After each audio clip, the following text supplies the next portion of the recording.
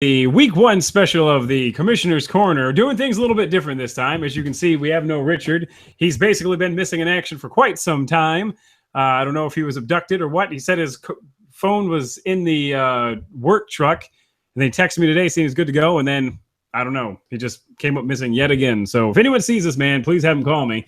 So we're doing things completely different this time. We're doing it for the first time ever on Google Plus, Google Hangouts, if you will.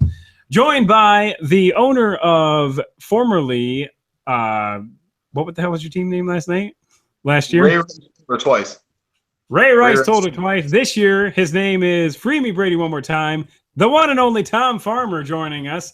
Say hello, Tom. I don't know if you talk, the camera does go to you, so I'm going to be quiet and let you introduce yourself here. So go ahead. Hey guys, Tom Farmer here. I don't know if you can hear me or see me, but we're trying this thing. That actually did not cut to you, so I don't know if something's wrong or whatever, but we're going to wing it and see what happens. So, whatever, we're going with it. So, week one is in the books. I know there's a lot of people here who are just experiencing this for the first time, and I think that was, hey, man, what are you drinking there? We've got a fat tire, a New Belgium fat tire. Oh, fat tire. I'm not man enough to drink that. So a lot of people are first time. I got to get used to looking up here too. Okay, so I'm going to be looking down here a lot. My apologies. First time in the league for a lot of people.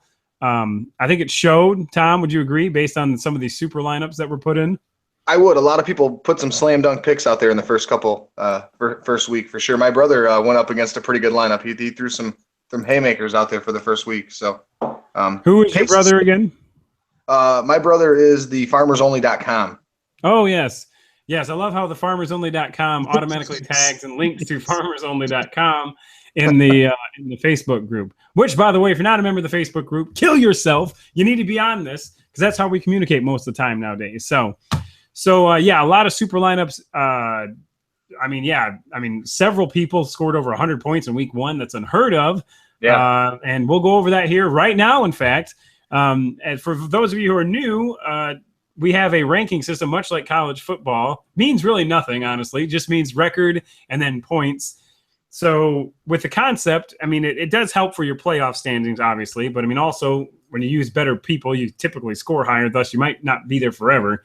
But nevertheless, it's a good way of gauging where people are, especially when it comes down to the end of the season, because your record and points are both very important. So, and to get you mentioned on the podcast. So, it does, absolutely. Good point. I don't know why this is not switching to you when you talk. It's driving me insane.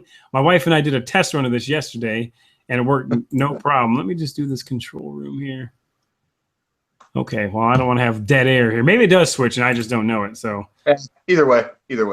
Let me turn this gain down here. Hold on a second. Using the new Yeti mic. Oh, yes. Look at this thing. Oh, yes. Radio Shack and Adrian went out of business. So, all right, so we're back. All right, so going right to the top 25. Now, we do have the top 25. We break them down, the top 10, much more in detail normally. But here we go. So number 25 is Team Bob Ames 2.0, the sequel. Number 24, the Dublin Drunks. Number 23, Boggy Bottom Boys, one of the names that was not changed. Wayne Boggs, if you like being the Boggy Bottom Boys, I would advise changing your name. I think it's a pretty cool name, personally. Team 22 is Squadrels, Neil Seagraves' team. Team 21, the formerly owned by, what's his name, Kevin Weitzel. Weitzel Schnitzel. Weitzel Schnitzel was actually changed to, well, it's the Big Z show. Because my man Cliff Zink actually submitted a lineup, and that was the team that he took over. So good job, Cliff. Even though you use almost every player in the book, you are now 21. Number 20 is the Black Hole. I have no idea who that is. Do you know who that is? I do not. Now, Tom Farmer, ladies and gentlemen, has a good chance of winning the referral lottery because he referred basically a third of the league. So number 19 is the NFL's Mega Convicts, which is Cody Cole's team. Number 18 is Wally, which is Wally Cote's brother. Or no, Colin Cote's brother, Wally Cote, sorry. Number 17, Robert Griffin the Turd. Love that name. I like that. I like that one. That's a really good one. Yes, absolutely. Number 16, some joker named Free Me Brady one more time. Jerk. Number 15, Potterville Pussycats. Now, I hope this is Dave Scher's team. Saw your daughter-in-law today at the Chamber of Commerce, by the way, Dave Scher. What a lovely gal. I need to stop right here, even though normally I try to keep my other league out of this, but this man in the other league traded Calvin Johnson and Russell Wilson for like Sam Bradford and a bunch of scrubs. It's going to go down as arguably the worst trade in history. I even made a Snickers meme with Matt Millen being like the guy, and it's like, "Are you hungry, Dave? Here, have a Snickers," and he eats it, and then he turns into Dave Scher, which I thought was brilliant. Unfortunately, the Muscle League will not see such graphic. But anyway, probably the worst move in history. But luckily, with this league, you don't have to worry about trades or anything like that. So I had to get some ridicule in for you real quick. So number 14 is the Broskis. That is either Eric or Nick or Josh Harris. One of them was a Columbine killer. The other two were in this league. I'm not sure which one's which, to be honest with you. Number 13 is the New Orleans Rock Chucks, Aaron King, proving yet again he belongs in this league. He's a perennial champion. Well, not a champion, but it's perennial good performer, I guess you could call it. Number 12, the High Steppers. He's been in this league a long time. I still don't remember what his name is, but still. Number 11 is the Red Wings, which is Michael Stevens' team. Mike Stevens, whoever. That's Cassandra's uncle. So good job to you. You've all scored between 79 and 93.66 points. So now going to the top 10. These are the real legit people. The Wolfpack, Abel Frausto, first year doing this. Actually, he's the guy who I called out. He's the one who does the collectible card show here in town. So, you know, he's got to have some knowledge, right? You would think, yes. Number 9 is Cheechki. This is the other non-Columbine killer. Both brothers are in the top 14. Good job there. Cheechki, I believe, is Josh Harris. I don't know. Number 8, McCloskey and the Penguins. Now, this is some sad shit here because, oh, wait, by the way, I'm supposed to go in top 10 a little bit more detailed. McCloskey and the Penguins, sad case.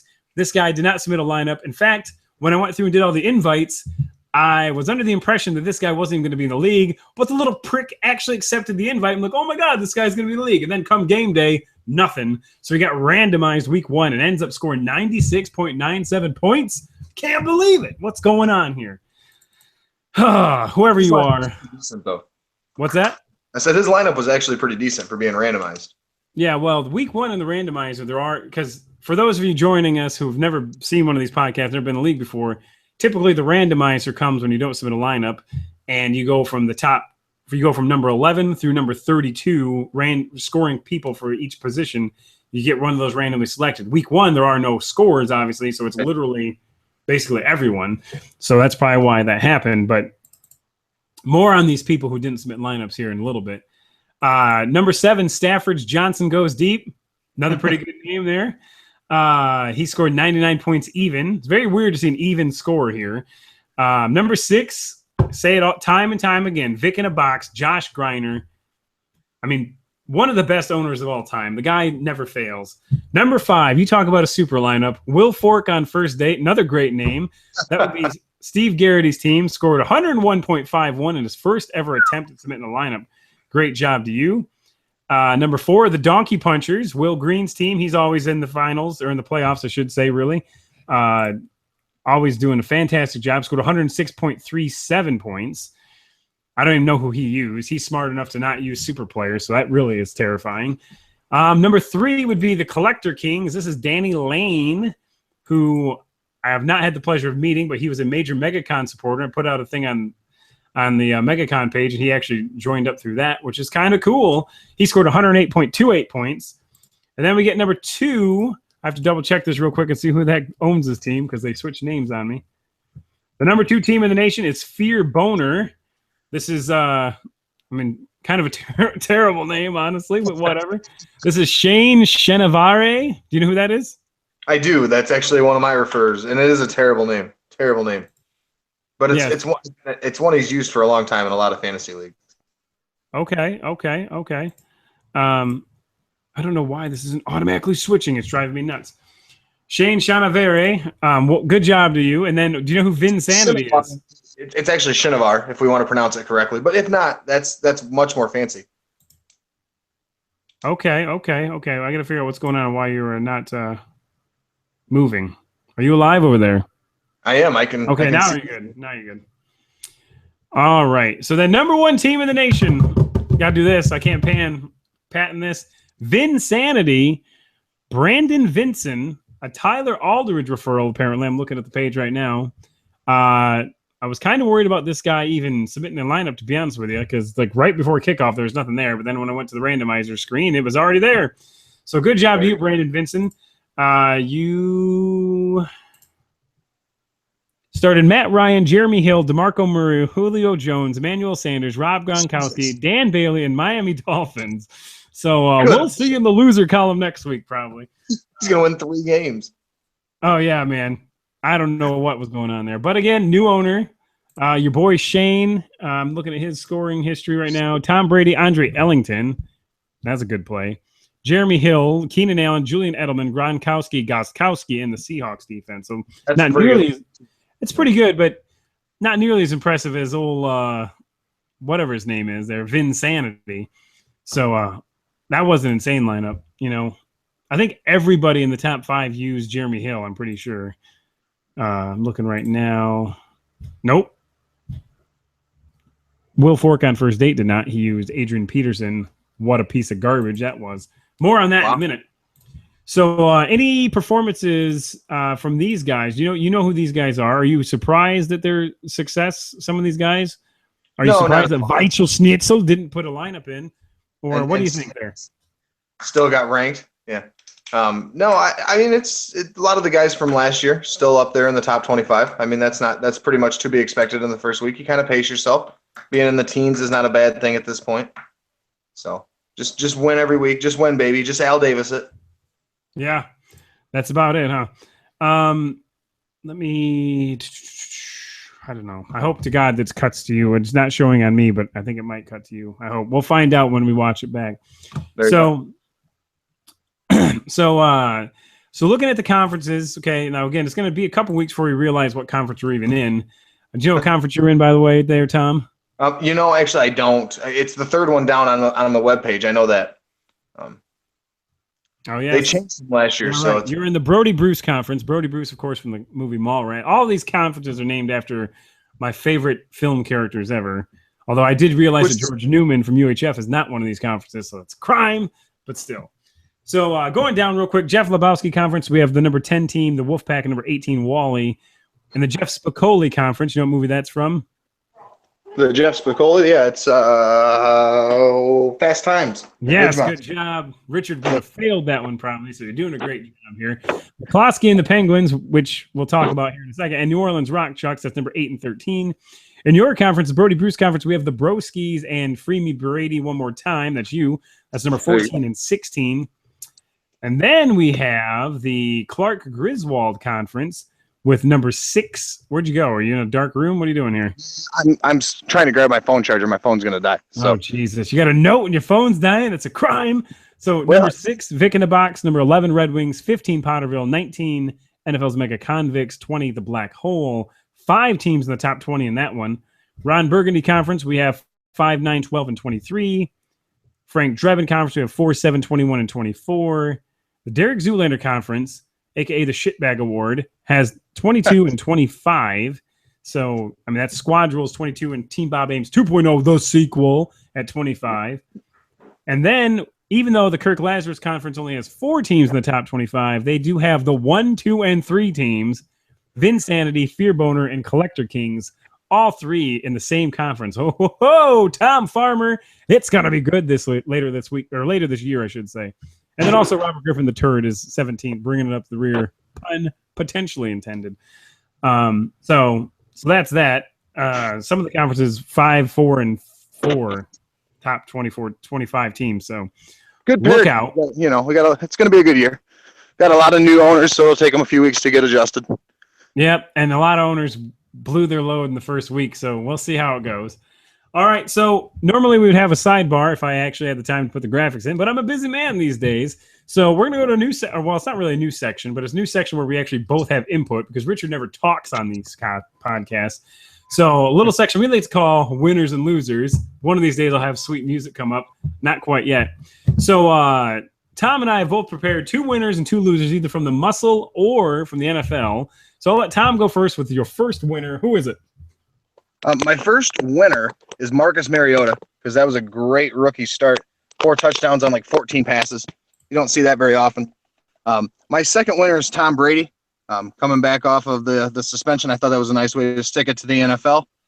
Throwing 4 touchdown passes, 3 of them to Gronk. You want to go with your winners, and then I'll go with my losers? You want me to go to my losers? No. I'll go. I was gonna go 1-1-1-1 actually, but hey, it is what it is. Thanks for taking Marcus Mariota, by the way. That was one of my winners as well. Had him sitting on my bench in my real league. Of course, I'm not a prophet. So who the hell would have known that he would have done 13 for 16 with 4 touchdowns? Are you kidding me? That being said, I guess I will go with shit. I don't know. Whoa, where'd he go? Oh no, we lost Tom, ladies and gentlemen. We lost Tom. Let's see if we can get him back here real quick. Hold on. Hashtag amateur hour.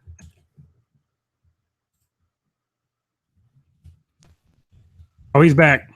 Okay, I'm here. Yeah, I lost you for. Oh man, it was like Y2K all over again. I was really about that panicked. Oh well, that's pretty panicked. So. Yeah, actually, I was scrambling to get you back in here. So my first winner then would be. Fuck it, I'm staying with Marcus Mariota. His performance was so good, he gets double the winner action. That's right. And my second winner would be, this is muscle related, rookie owners. And here's why. As you probably heard, out of the top 5 teams in the nation, 4 out of those 5 are actual rookie owners, which is crazy. 3 out of those 5 are in the same damn conference as I just mentioned, Kirk Lazarus conference. So Vinsanity, Fear Boner, Collector Kings, and Will Fork on first day. That's 4 out of the top 5 teams in the nation are rookies. Of course, the one exception of there being Bill Green, who is the only team, I believe, in muscle history to have 2 teams make the playoffs in the same year. Only owner, rather, to have 2 teams make the playoffs in the same year. So he's at it again. Good job to you. So I'm going to have you do one loser, then I'll do a loser, then you do a loser, then I do a loser. Go ahead. Right. Who are your losers?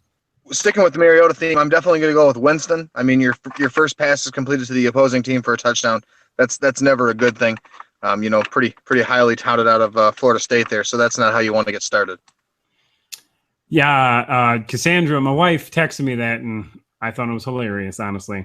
My loser of the week is going to be Norv Turner in the Vikings offense. Did you watch this game? I did not. I did not watch the Vikings. Be thankful, because it was horrific.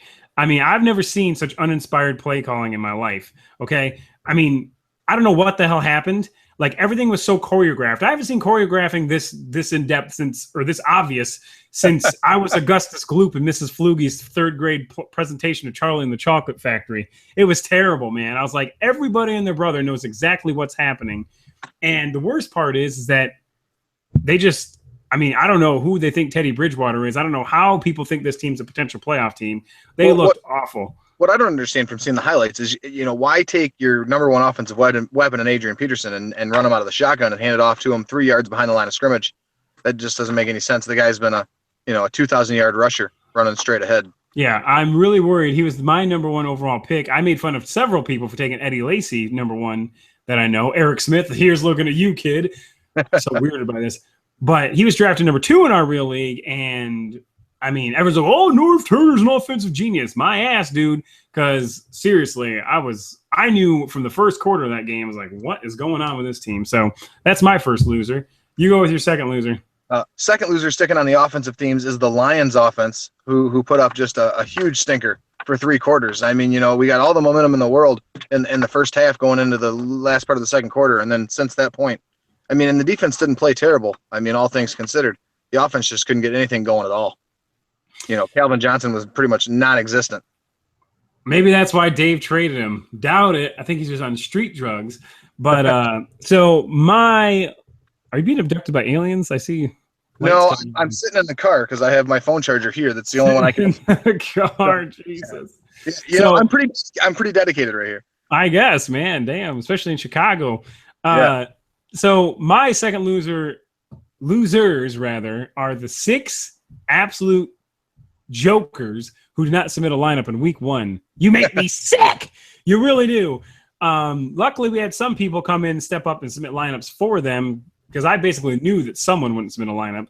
So a couple teams have already been replaced, which this isn't part of the show notes necessarily. It's like down further, but perfect segue to we're not doing the referral lottery today because of the fact that there are still, I believe, 4 teams out there who need owners, some of which actually won games. If you know anyone else who wants to be in, and I know Weichel Schnitzel is going to be in, but he's actually in the Facebook group now. Send me their emails and I'll get them in there because there are 4 teams that were abandoned on someone's doorstep, some of which lost, some of which won. Randomizer got old Luke Miller, 24 points, and he's been in the league since year 1. I don't know what his problem is. He's apparently very untech savvy and can't get on the internet, whatever. Huh. So, but you're on tech savvy. You're doing a Google Hangout, my man. That's what it's all about. If I can figure it out, then we're good. Yeah, no joke. Luke, come on now, get with the program. I also have to get a hold of him by going through his wife, which is, not cool. Of course, Denny Tyson's the same way. Maybe it runs in the family. All right, so a couple games to look for here. We have, well, you know what? Let's do that at the end. Couple things that people may have noticed as quote unquote surprise changes because the damn site did not register them properly. 2 things, and let me know what your thoughts on these are. Number 1, punt return / kickoff return touchdowns. It was voted in secret last year that the player responsible for those things will also get points. People were bitching, only 4 points for the hardest touchdown to get. Who cares? It's better than 0. So shut your mouth. And also, for years, I mean, we're talking. I mean, for those who don't know me or my history of Fantasy Football League, as I mentioned in the first podcast, I've been in fantasy football. This is our 25th year in fantasy sports. And ever since about 22 of those years, we took away extra points because it seems stupid to have the kickers get points for being on a team with a high-powered offense. So for years, there's been no points for extra points. Being that it's 30-some yards out now, however, they are worth a half a point apiece. So it's better than nothing because it is. I mean, there were some missed. I mean, I think there were more missed yesterday than all of this last week than all of last year combined. So, yes, extra points are worth a half a point now. What do you think of those scoring changes? I'm not a huge fan of the extra point being worth anything. It's still an extra point. In my opinion, I know more were missed, but they'll figure it out. I mean, at the end of the day, more teams will just go for 2. Maybe. The argument against that, though, is that a 28-yard field goal is worth 3 points. Right. So, I mean, an extra point when it's 30 yards out should be worth something, I think. I mean, at the end of the day, I mean, it's all going to shake itself out. I mean, kickers aren't going to decide the game more often than not. Yeah, that's true. Unless you win a game by half a point, like some people do. Well, someone won by 1/10 of a point this week. Right. Oh my God. So, and then also the punt return, kick return. Do you think that's cool? Yeah, I like that one. That one kind of rewards people who go a little deeper onto the roster, kind of looking a little deeper into it than just a wide receiver or a running back. Right. So, all right. So now we're going to get to the games to look for week 2. There are only 3 games that are worth pointing out. I mean, there's a lot of cool rivalry games, but in terms of actual stature, we have the number 11 team Red Wings taking on the number 15 team Potterville Pussycats. I'm sure Dave will make another foolish Matt Millen decision and submit a horrible lineup. So Red Wings, I'm calling to win that one. We're not making picks, but I just like to make fun of Dave.